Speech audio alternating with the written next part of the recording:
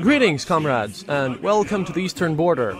We are still working hard on all the regular episodes, but on the night from 7th to 8th of February, something so weird happened that I just have to speak about it. It's a tragic event, but it makes you think. So this episode will be dedicated to explaining what exactly happened in Syria from 7th to 8th, and why did it happen. So, let's start with the what part first. You see, in Syria, there are these control zones near the Euphrates River. In one of these zones, there were Kurdish democratic forces together with their American instructors. And apparently, there were some Bashar al-Assad's forces supported by Russians who decided that, hey, the Kurdish people and the Americans are sitting on a oil factory. So, they started massing up their forces because they had decided that, hey, in our zone we don't really have any oil, so let's just, make a quick one, sort of a grab bag of things, and run over and, take this stuff away from the Americans. The intelligence obviously noticed what was going on, because there was massive kind of concentration of forces about 80 kilometers southeast from Deir az-Zor, the city, which is the closest there. So the Kurdish general Hassan, through his intelligence, notices that there are a large amount of troops, which, according to him, include Russian troops, come to attack their positions. Well, that's not very nice, as you can understand. So Mr. Hassan, which is commander there, he calls his Russian counterparts, his contact in the Russian military, which is kind of situated nearby, and he asks, hey, that's kind of weird thing that you're doing. Why are you moving in our territory? Because we're not at war. And the Russian counterpart responds that, hey, there are no Russians here. We totally weren't here at all. Then the American instructors and officers and some technical personnel also start calling to the Russian side. And they also say, hey, are you sure that, you're not coming towards us with all this? Because, we don't really want to fight you, because we have ISIS to fight and there are things to do, and after all, this is kind of not nice what's going on here.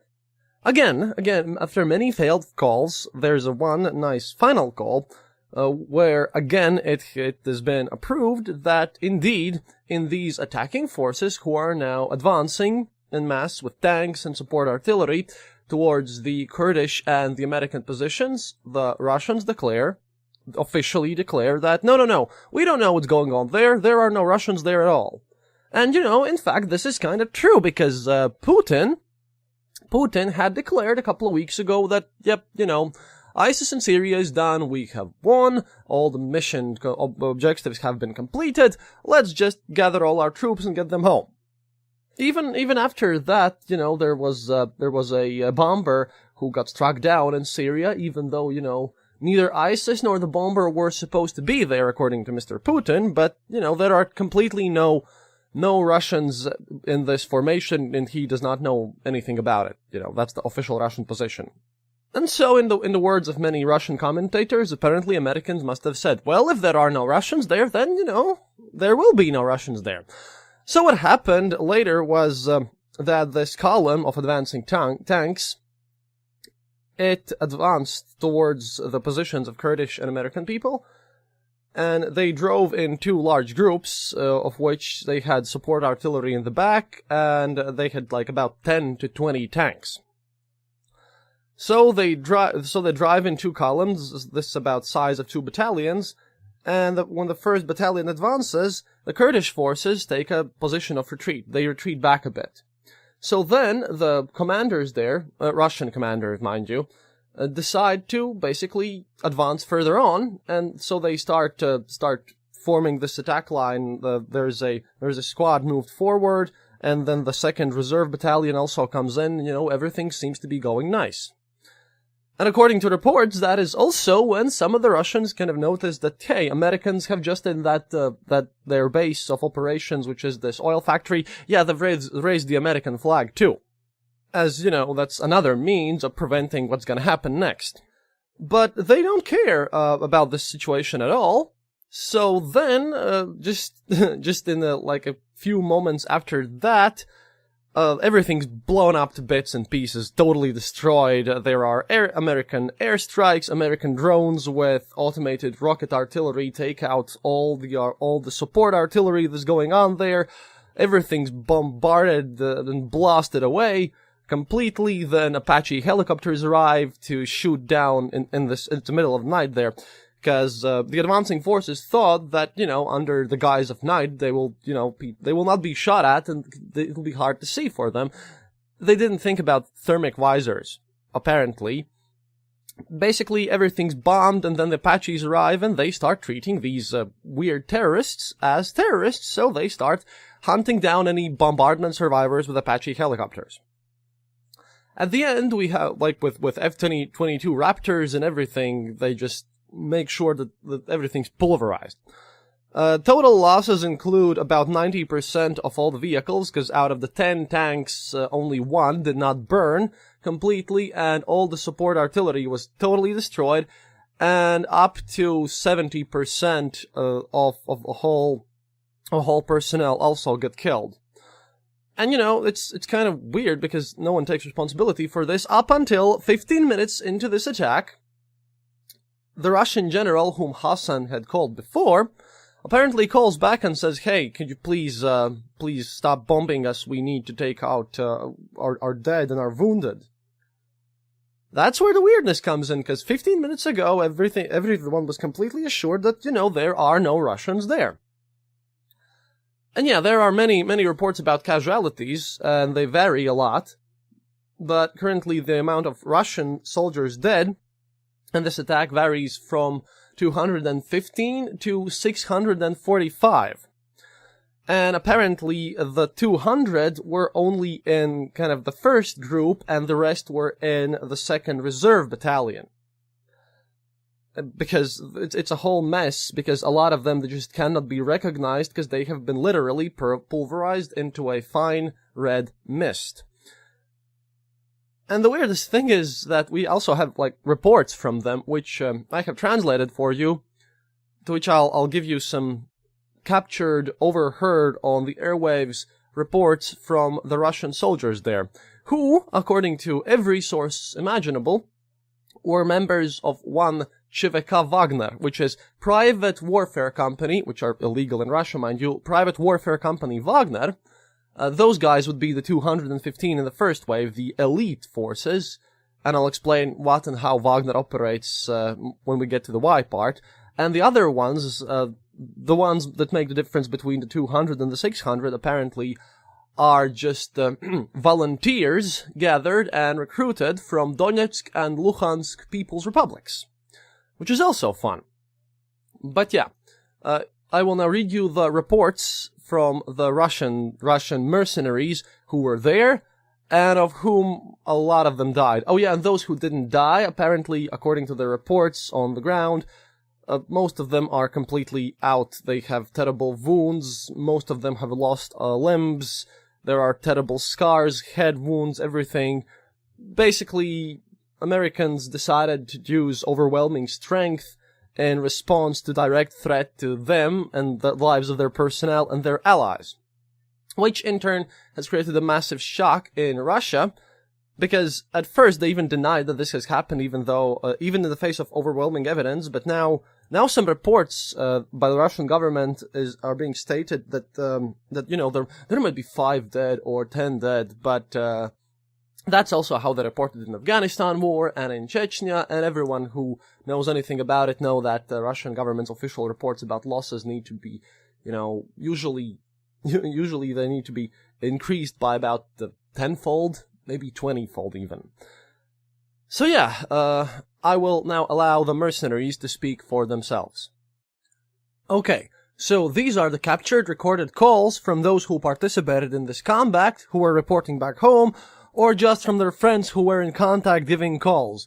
Not exactly sure, but these recordings, spread mostly by the family members of those who died there, or their comrades, or their friends, whatever, they have been circulating the Russian language internet for a few days now since the incident. Now, they contain a lot of swear words, and I have translated them in the spirit of what these guys are relaying, instead of word for word, because I wanted to give you the feel on the ground, the whole feel of the whole situation, and not just the dry accounts. But this obviously makes it explicit and thus not family-friendly. We have 3 calls here. По нам отработали всего, что было. Мы, ехали вперед, на завод захватывались. Первое 200 пойти, 200, я по сметям разговаривал. Во второй около 20 там наших нету. Наших 75, это с 14 года таких потерь не было. Я вот говорю... In short, they fucked our guys to hell and back. In one company, fucking 200 people instantly dead. 200 fucking all at once. In another one, 10 guys, and I don't know about the third, but they also were hit very heavily. In short, you get it, 3 companies were hit. There were Pindosy, which is a derogatory slang term for Americans used by the Russians, and they, in the beginning, started to fuck us up with the artillery, and then raised 4 fucking helicopters and turned them into a roundabout. Blasted, in short, from a large caliber fucking machine guns, which were blasting holes in everyone. But our guys, besides the assault rifles, didn't have anything fucking at all, not even talking about any RPGs or whatever. In short, we got obliterated. The Americans created the hell for us, and they concretely and totally knew that those were us, that we Russians are going to capture that fuel factory. But they were, in short, sitting in that factory, so we got screwed really hard. It's impossible to even think about this properly. I called the guys, we're gonna get drunk now, and, there are ton of guys who are missing in action as well. Fuck it.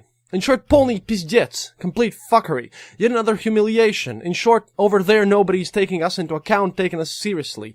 These guys, they treated us like devils, and our fucking government will just quickly and silently pull it into reverse, and no one will do anything, and there will be no responses, we won't do anything, no one will get destroyed or avenged, but instead we have all these fucking losses. So then there's voice 2. The second one. Brother, watch now. There are 177 dead, and that's only the 5th company. 2nd was kinda okay. In short, the 5th got completely screwed over. They were bombed by the aviation, the copters, artillery, and Kurds with Americans just basically shat on them. The guys didn't stand a chance. Almost everyone for the 5th is dead. The remaining are in extremely heavy condition. Tonight the Tulpan will come at night tonight, and then we'll meet some who survived. Okay, goodbye. Our Viktorovich, as I think, is also in the negatives. Tulpan is the nickname for the Tu-transport airplane. And then the 3rd one. In short, the guys are calling back now. They had gone to form a column that didn't drive to them about 300 meters, 700 to the positions. One squad went forward, but the column, they were standing. They didn't drive 300 meters. Those bastards raised the American flag and started blasting us to hell. And then helicopters took flight and started shooting everyone. Now the guys called back. In total, it seems like 215 people. Our cargo 200 now. From the Afghanistan war, that's the terminology for the dead soldiers being transported. In short, they blasted us just awfully. Dedicated themselves. What were our guys thinking? That they would just run away in fear or give up? Fuck knows. In short, complete fuckery. Most of them can't be recognized, everything's blasted to pieces, and there is so many of them. They blasted the standing column with bombs and artillery completely. Their infantry didn't even move. From the vehicles, 1 tank and 1 artillery piece is left standing, everything else was turned into scrap in the first moments of battle. Yeah, so that's what happened. In short, there are reports now that there are hospitals in Russia with a massive amount of wounded, and literally yesterday, according to official government reports, another 15 of these ČVK WAGNER, mercenary troops, got killed when they were technically guarding a munitions factory. It's kind of interesting because, 1, the Russian government denies that there are any regular army troops there, even though these are the same guys, the Wagnercy, the Wagnerians, who also fought in Donetsk and Luhansk. and they still refuse to take any responsibility. They refuse to give any kind of mourning or anything, because the Russian government nicely denies that it had anything to do with this situation. Something random happened. And the Kurdish military leader Hassan, in this call where he described how he could call the Russians before and he didn't understand what was going on, and after this, when Dmitry Peskov, the press secretary of Putin, also had stated that, we don't follow what our citizens are doing in other places, it's just random. And then he said, well, it's kind of weird that I got called and told that no one was there, then that other call to kind of gather the dead bodies. Kind of silly that a superpower doesn't know what his army is doing. Now, it's a tragic situation, but it's really important because, for now, at least, Putin, I don't know when you're listening to this, but upon the moment of recording, Putin is officially ill. Apparently, there are reports that he has flu, so he hasn't even commented on this whole situation yet. But yeah, like I said, only now, and it's been a few days now, only now they even start talking about this, which also goes completely against what they've said before. So what's going on in the Russian government is a bit crazy about all this insane massacre. So this is what happened, and then the Russians gathered their forces and went back. But now, obviously, this raises a few questions, like, who are these WAGNER guys, why they were there, what they were doing there, what was the intention, and why this happened.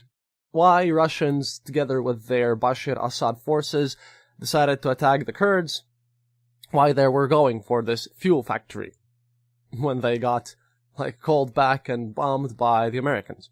Let's start with what WAGNER is, because all this also includes the answers of all the whys. In short, Wagner is the personal, private army of one Yevgeny Prigozhin, also known as the cook of Putin. It's private only insofar as it's gonna get registered, because they are now making laws about these private military organizations, but they're technically very illegal, and as we have heard from their actions and reports in Luhansk and Donetsk, they're only private insofar as they have been all made up from military personnel who's on contracts, because Russia has conscription, but after that you can stay on and, sign a contract, and, there are some parts of the Russian army that are kind of professional. So all these guys in Wagner are basically guys who were in the Russian military 3 to 1 day ago. They're all very recent kind of turnarounds from there. So, they just come out from the army and stuff. And their modus operandi is that even though private military organizations are not allowed to participate in direct combat actions according to international law, these guys ignore this fact completely. They are basically, whenever they do any missions or whatever, they are told to remove their tags, remove their passports, remove any identification that they have, and wear the uniforms of the side whom they're helping out. In this case, they were all dressed up as Bashar Assad's controlled Syrian governmental forces. Previously, they had dressed up as forces of Luhansk, Donetsk, all around. But why would a cook have an army? No, this is interesting, because Mr. Rogozin, he's an interesting person. And his story starts in 2001, when he personally was serving Putin in a restaurant. And he made friends with Mr. Putin. And then later on, as was written about in Russian Forbes, he became something of a kind of court fool in a way. Then he started organizing kind of Putin's birthday parties. That, at this point, is the key difference between success stories in cinema and how that happens in Russia. This Rogozin guy, he didn't invent anything, he didn't find secret treasure, he didn't win in the Olympic Games, he basically got a reward for serving the Putin's president well, as, tips. Basically, he was told that he can completely, freely, and without punishment, do corruption. And, here we go. Here his story basically happens, because in 2003, Prigozhin organized a banquet in the honor of Putin's birthday.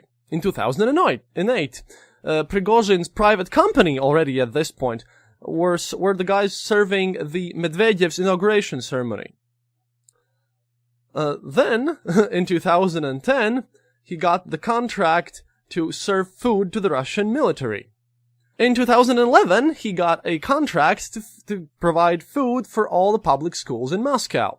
In 2012, he got a contract that his company will now feed every police officer, all these forces of the Ministry of Internal Affairs. Then, in 2014, he also won the contest to basically do the sanitary services for, like, cleaning services for the military installations all over Russia. In 2015, he got contracted to provide service of the apartments for and like places of living in the war cities, where he also provided fuel for the stoves and fuel for the heating up and everything, and he also got contracts to build new buildings for the Ministry of Defense. And from 2016, his company also has won the contract to be the ones who got the offer to do some renovation, again, in the objects of Ministry of Defense. Interestingly enough, all these companies owned by Rogozin is just one part of these cooks' work here. As you can see, he's the Putin's friend who has been assigned to serve the military. He's been doing that forever, and yeah, in all these public contests, so to speak, obviously he won all of them because he was the only one who entered. No one else got the permission, wasn't qualified. Basically, he was allowed to do complete corruption in his own way.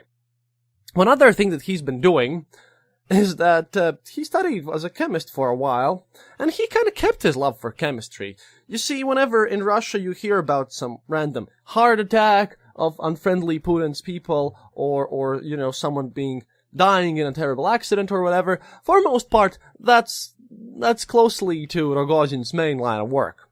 See, he also runs a pharmaceutical company, who also got access to this polonium with which Litvinenko was poisoned, and yeah, he's basically treated as a poison maker of sorts as well. Russians lack money to pay their troops there, which are obviously still there, so Rogozin got promised that if he could take out oil factories, then, you know, if he does it with his own forces, then he can keep 50% of the profits, you know, help out Putin, Putin helps out you. Obviously, he couldn't do this alone and normally with regular army forces, because that would be a massive global disaster now, wouldn't it?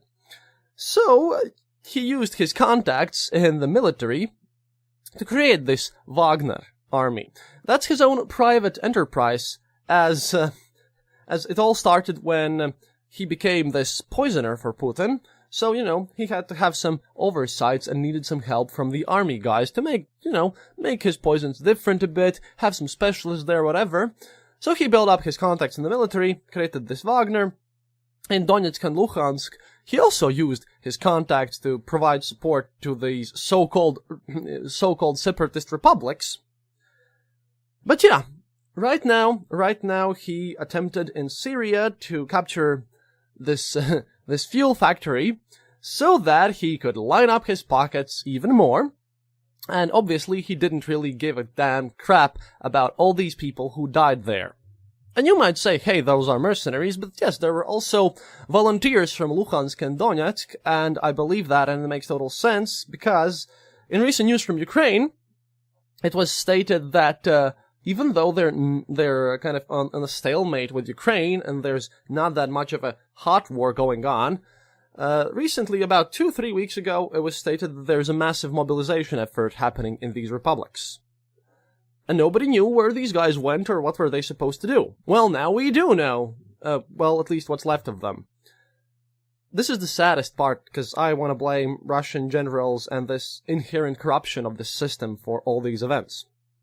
Because they weren't defending any government, they weren't defending anyone's freedom. Those private forces were there because, you know, they had been speaking with Bashar Assad's government and, you know, kind of making deals with them just to grab some private cash for themselves. And they thought, hey, well, you know, let's take a look. Maybe we could shoot the Americans and the Kurds. They must all be weak because the television says so, or something. But now to understand the soldiers. Because, again, a lot of commentators who have commented in Russian media, like especially in opposition media, they themselves are kind of, they themselves have served in the Russian military because they have a conscription there. And the system goes like this, because, see, in Russia, there's a massive unemployment problem. So you come back from the army, and the situation in Russia is getting tougher by the day. The people are poor. They live on practically nothing, and the economical situation is just going downhill extremely fast. But a lot of people have experience in serving in the military as they were conscripted. A lot of people have families to feed. They have mortgages to pay. And then one nice day they get a call which says, well, we're going to pay you 30,000 rubles per week. That's the average price to serve as a volunteer there. Of course, I'm not talking about the Wagner guys. Wagner guys are just contractors from the military who get transferred over there for some extra pay. But on average, it's 30,000 rubles per week. 30,000 rubles per week is 424 euros, according to today's course. Or about $400. For $400 per week, these guys go out, because that's a lot of money in Russia. And they go out to other places to grab and make millions to their corrupt guys, and they do it out of desperation and out of the fact that their propaganda constantly reports that, the West is weak, nobody cares, we're gonna go there, it's gonna be totally cool, you guys. And nobody cares about their lives. At all. And that is why, as this is clearly a criminal use of military force here, that is why the Russians just simply cannot admit that there is any involvement of the Russian government in this whole situation. And I can understand the American media, like Mad Dog Mattis. He also stated that, hey, we don't know whom we killed, we don't know anything about any Russians. Russian government told us there was no one there, so what do we know? That's an obvious massive trolling, because I'm pretty sure Mattis and Rex Tillerson and all the other guys up there in the White House, they know exactly who went there, why did they go there. In a way, this kind of proves the point. This is how it's been described by the opposition media in Russia. This is a way of finally pushing back to Russia and not allowing them to push onwards, because this is kind of the pushback of Putin's aggression in more ways than one. What is sad is the loss of all this life. What is not sad is the terribleness and the kind of irresponsibility of Russian military command, who just refused, basically threw these guys away for nothing. Just to serve some dude's oil interests, some private guy's oil interests. He's on the Kremlin list too, Magnitsky sanctions, like Magnitsky lists, all the sanction lists you could probably find. Yeah, this guy's there. What's gonna happen now is, previously, at least, on previous wars where Russia had participated, the wounded were not treated well. Guys who come back from Donetsk or Luhansk, they don't get any pensions, because, they're not there. Ich tam niety, as they're told in Russia. People's lives are being ruined. They don't get any pensions, they don't get any kind of official admittance, because, they're not there. Why should we pay any pensions for the survivors there? These guys, however, are a bit more dangerous than, in Donetsk and Luhansk, you can just leave the wounded soldiers who return to their own fates. But in this case, according to reports, there are about 150 people with extremely huge, dreadful wounds in the hospital.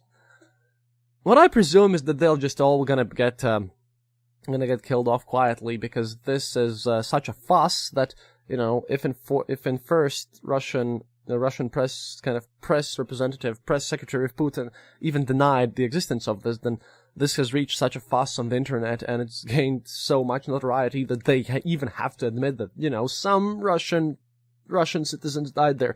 They will never tell you the full numbers or anything. That's out of the question, but the fact that they have been forced to even admit this is something huge. That is why I waited until they would do, because, my own deadlines are coming closer, but I wanted to hear if the Russian government has anything to say about this, and Putin obviously hasn't, because since 7th he's been sick with flu, therefore doesn't give any comments. Which is strange too. And we don't know what Rogozin will do too. But yeah, these people will not have nice fates, those who survived. They will either get killed off or forgotten, but that, I think, is Putin's main problem now, because now you have a whole lot of them on hand, about 150 according to reports, but of them, obviously, many will die. But there will be no public mourning. There will be just governmental decisions on how to deal with your own guys who had went to do some really criminal and terrible things because of sheer desperation and poverty, to serve personal interests of some really corrupt asshole, and now they've been blasted to hell and back, and Putin's elections are coming. And if this would come to light in Russia and cause even bigger fuss there when these people would come out, because, their families are already posting on social media that, hey, this guy died there fighting in Syria at that point, it's coming out, but those articles also kind of get deleted. So that's the Putin's main problem for the following few days. But yeah, it's a shame about the guys, because even those who survived, they're not gonna have happy fates now. So what does this whole thing mean for me, you, everyone listening, and the whole region and safety in general?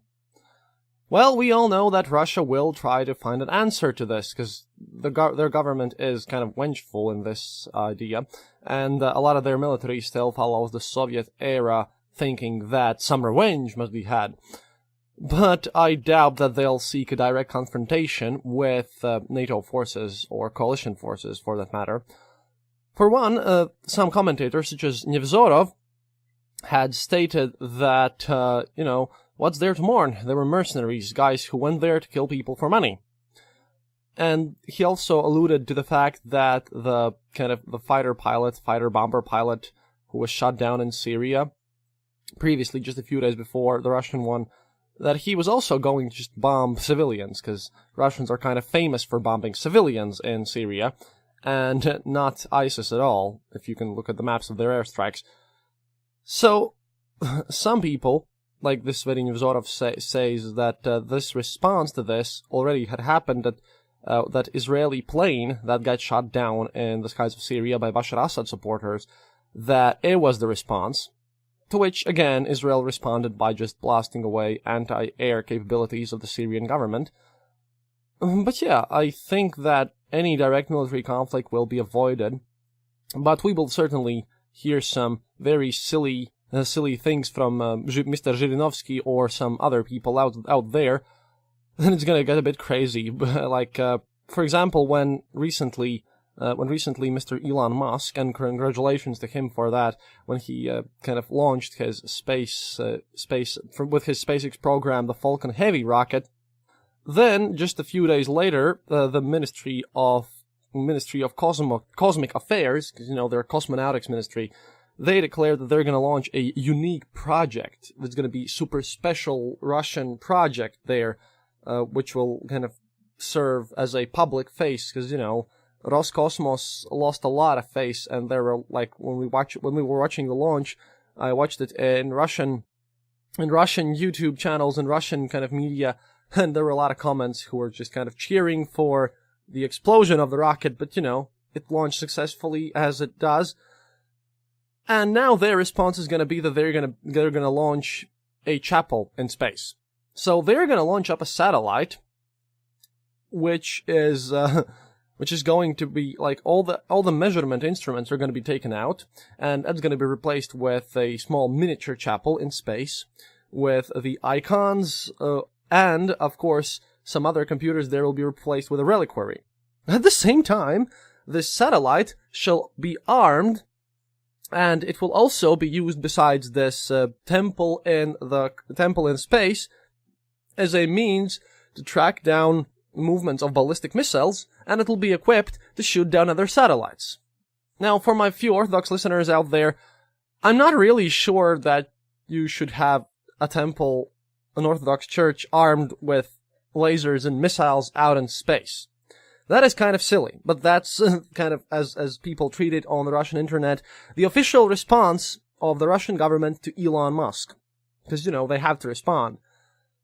But in this case, I personally think that Putin is just ill and out there, well, they come up with something that they could do. Because obviously, well, this was the first case, as, again, military commentators from the Russian side are saying, when Russian army units, because that's exactly who these Wagner guys were, when the Russian army is fighting someone who's also capable of fighting back. Because, as the opposition journalist Sasha Sotnik says, the Russians are good when fighting against Georgians whose whole population is less than that of Moscow, and then they're fighting Ukrainians, who were also ill-equipped and under-equipped. And even though the Russian propaganda constantly states that they have the best tanks, their new tank armata and everything, they still were panicking when they found out about the lethal weapons being given to Ukrainians, and then one has to wonder why. If these weapons can't do anything to mighty Russian tanks, and as previously, obviously, American missiles and anything, they couldn't harm Soviet vehicles. It's the same story, really, because it's the same generals. Then, why are they so worried? Well, right now, the Russians decided to experiment a bit with assaulting a modern army, inspired by their own fake victories and everything, and that ended really terrible for them. And there is no way how the Putin's Kremlin government can turn this into a positive. But they're trying really, really hard, so we will soon see something silly out of them. On the bright side, this has lessened the chances of the Baltics getting invaded or anything of that sort, but it might cause some internal issues in Russia, because this this ideal story about how, army is invincible and how everything is smooth and based up on our military. The Soviet military culture is kinda close to the American one with the glorification of heroes, but unlike the Americans, they don't really care about their veterans or their dead or their wounded, for example. They care only about, successes and great stories about how everything was great and will be great in the future. And this is a bit silly at this point. It is sad, and it is miserable, and now the Russians are panicking. They're definitely panicking.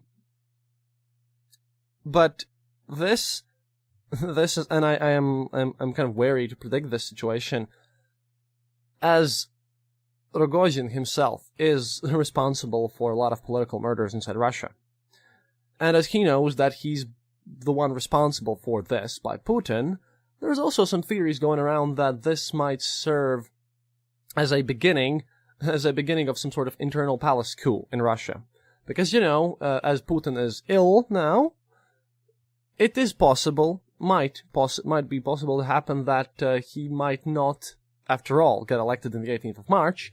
Because, what if we just put all the blame on Putin instead of, all the elites who are tied into this corruption network completely, and, put all the blame on Putin, get rid of Putin, and say to the world that, hey, we're clean and nice, and everything's great and shiny. That's, of course, just an opinion and a theory, but that might happen. It's a weird prediction there. In the end, the current situation is that they will still get a lot of reinforcements and so-called volunteers, because for one, in Russia, turns out that people are losing money en masse, as a few of their banks had gone down under, artificially imploded by people who were kind of they lost their money who was in offshore, so they had to get some money back. So about a year ago, a couple of banks went under, kind of private-owned banks, who were, there's a lot of suspicion that FSB and other Russian state agencies were involved there with players. But there were people who just, before the bankruptcy of these banks and the official declaration that they were closed, there were people who, as usual, managed to take out money from the banks. But now, the Russian Agency of Protecting Investments is suing people in Russia en masse. About 150,000 people, common everyday people, have been sued so that they would return the money that they themselves, their own money, that they themselves had taken out of Russian banks. And it's all based because the government, this agency, declares that, hey, they all must have had some insider knowledge about that these banks are gonna get bankrupt, so they took their money out to preserve their money. Yeah, and the situation has gone so absurd that even anti-liberal, anti-West media are writing about this now. This is just too big because, for example, there were people who just got ill and who didn't know anything about it. Like random people from the countryside, 150,000 people, common people, all had insider knowledge about what the central bank agency would do, even though the central bank itself took out insane amounts of money from these banks just 2 days before they were declared bankrupt. But Miss Nabiullina, who runs the whole banking sector in Russian government, yeah, she doesn't declare that to be insider knowledge, but your random person kind of outside the inner circles, yeah, they are the true insiders. So what's going on now is that the Russian government just keeps taking money away from the people, which means that if Putin would want to kind of evolve into an even more aggressive thing and do something crazy again, then he would have a fresh, nice line of troops available to him, because people in desperation do such things. And this whole weird poverty in Russia, and I was intending this to be a whole different episode, especially in Siberian cities like Vladivostok, like eastern part of Russia, which is kind of the far east part. There is a youth movement called AUE. It comes from prison jargon and literally kind of means unity of the arrested and those sitting in prison. Because in Russia at this point, the kids in schools, they don't see any future for them. So people with contacts in Russian prison system just arrive in your school, find out who's the biggest bully, and then, put their watch over him with the text of, hey, if you bully around other kids in school and, beat money out of them and then give half of that money to me, which to provide for the guys sitting in prison right now, then when you will finally get arrested, then, you help out the zone and the zone will help out you further on. And it's quite a mass movement. There have been like a bunch of activities going on there. Now, why this happens? Because obviously, these guys are now raised in some prison slang, prison culture. They have gangs running schools, like teenagers beating up smaller kids and really giving this money thing. What little do they have, obviously.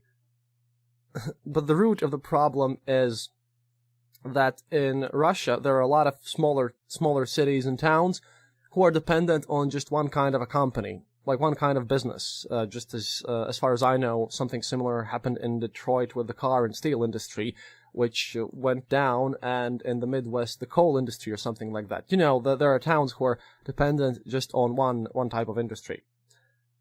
Meanwhile, in Russia, this whole situation about how these industries die off is a bit different than just, technology marching forward. See, in this corporate mafia, the process works like this. Let's imagine this. You're a businessman. You have managed through the Soviet era to save up a factory that builds, say, I don't know, whatever, tractors. So you've saved up your tractor company, people have saved up their tractor company, this whole tractor company is where 60% of the town work or whatever. And then one day you get a call from the government, because someone has decided that they need to press off your company and get a bit more money. So, and this is also figurating in my interview with Mr. Dmitry Potapenko. Russia has about 70 non-tax kind of mandatory payments to the government by the companies. So, you're running your tractor company, which is by now grown successful and provide money. But then you get then you constantly start getting random checks. Up to, in one report, there was this company in Kuban who started getting 400 governmental checks per year. 400 governmental checks per year. Basically, is the paperwork in order, everything. They just start to press down on these businesses to the point where they will find some regulations, some of insane amount of the regulations, insane amount of paperwork, whatever. Obscene amount of rules in Russia, and they will find or fabricate something that you've done wrong. Then they'll say, well, we can put you in prison for this, or, you can just resign, we will put this bankruptcy administrator on you, whatever, just put one of our own kind of clerks in power of this company.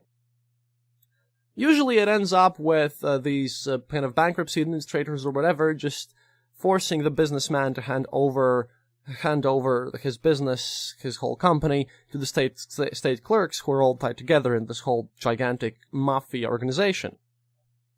So once that happens, these guys go to the governmental investment banks and basically mortgage every little tiny thing which they can, taking huge amounts of useless loans, which they themselves then pocket, dealing out to their friends or whatever, family, whatever. They just pocket and steal all the money from these loans. The company runs on for a while, but then the guys who are their friends in the central bank, the state-owned bank, those guys then come over and decide that, hey, enough's enough, we also need to get some money, because, budget money has been just stolen away by our officials. So they just go and basically sell off, for scrap metal or whatever, they just sell off every property that this whole company had. Then they take the money and pocket it, other people, so that other people can steal it. That is how the oligarchs in Russia make a lot of their money, just basically pressing off private businesses, mortgaging them to governmental banks who are run by their friends and their colleagues, and then they just basically and forcibly steal off your company using government as a means of extortion. And then obviously a lot of people just stay out of work. They stay out of work, the poverty level increases, and, people get poorer and poorer. From these people, this is where the so-called volunteers come from. Those are people who were just working in their factory, but the government officials decided that, hey, we have sanctions now, and, due to sanctions, some of our higher-ups have lost some money, and which they want back, and if I'll help do this scheme, then I will be able to afford another yacht, and, it's gonna be great. I'll get my own outcut. This is where the volunteers come from. These Wagnerovцы, these guys who do there. It's just that, what's going on there is enforced impoverishing of their own people, and using then those impoverished people to commit some nice acts of aggression, like in Ukraine or Crimea, or as we saw here in Syria. And, then Putin can declare another Russian victory, trademark.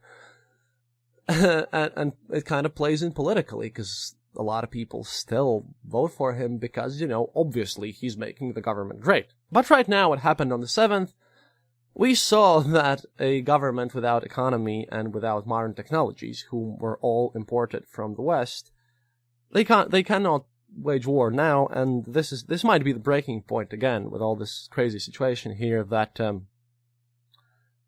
we might see some turnabout, because at this point everything that can be stolen is stolen, but it turns out it's just not enough to score another great victory.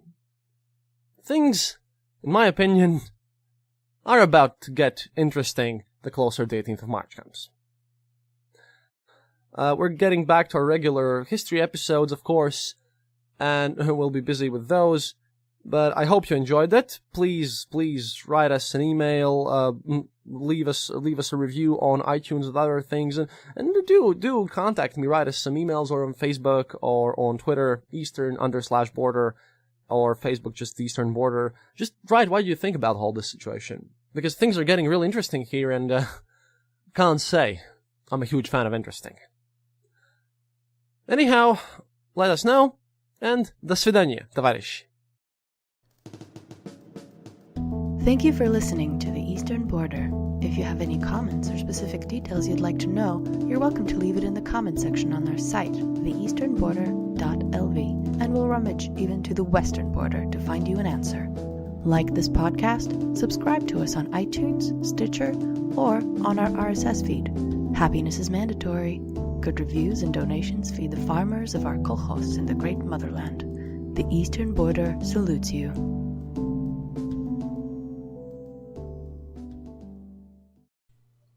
This podcast is part of the Dark Myths Collective. Visit darkmyths.org for more shows like this one. The darkness awaits.